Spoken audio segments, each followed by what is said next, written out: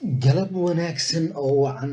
Halkani waa barta shidan oo aad uga barateen had iyo goor in aan idinla wadaagno muuqaalada kala duwan ee degmooyinka magaalada Muqdisho iyo dhammaan goobaha kale ee aan booqanno. Fadlan haddii aad nagu cusub tahay soo dhawow, hana naga baqiilin ee subscribe-ka, like-ta iyo share-ka. Sidoo kale haddii aad nagu xirnayd waad ku mahadsan tahay daawade taageeradaada. Waxaan xoogga saarnay gudaha dalkeenna hooyo. Daawada diyaar waxaan u nahay in cagteenna iyo kaamaradeennuba oo wada socdaa soo booqdaan dhammaan dhulkeenna.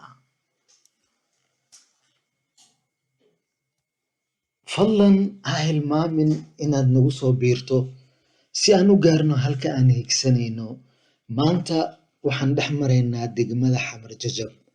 Waxaanan saarannahay waddada dheer ee ka timaada dekedda, taasoo sii marta buundada Ansaloti ilaa isgoyska Dabka. Haddii lasii dhaafana ilaa isgoyska Bakaaraha, midka Balaagsi ilaa xaruntii gulwadayaasha ee jidka warshadaha. Daawade waxaan idiin soo gudbin doonaa muuqaalkan annagoo ku raaxaysanayna dhex marista dhulkeenna.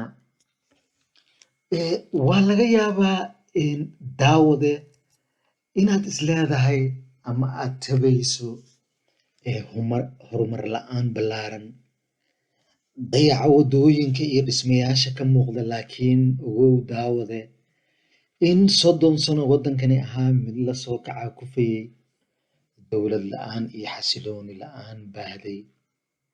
Inkastoo laga soo kabanayo wixii dhacay, daawade maanta rajadu waa wanaagsan tahay.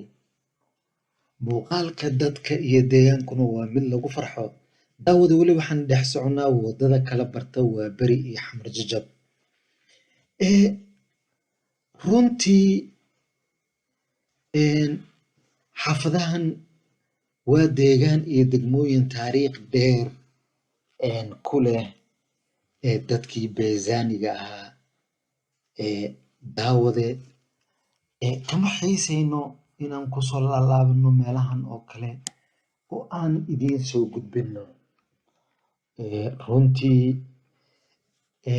magaaladani waa magaalo soo kabanaysa runtii, oo aad arkayso in ganacsigii uu dib u soo laabtay, ood arkayso in noloshii ay dib u soo laabatay. Daawade waxaan idiin ballan qaadaynaa inaan muuqaaladan oo kale idiin soo gudbinno si joogto ah, soonana badinno goobaha iyo waqtiga aan deegaanada soo maraynaba. Daawade ha hilmaamin in aad taabato subscribe-ka, like-ta, share-kana aad noogu dadaasho. Waad ku mahadsan tahay daawade in aad nala socoto. Waad ku mahadsantihiin. Inta aan ku kulmi doono muuqaalkan lamidana waxaan idinkaga tegaynaa daawade intaas iyo kulanti dambe oo xiiso leh.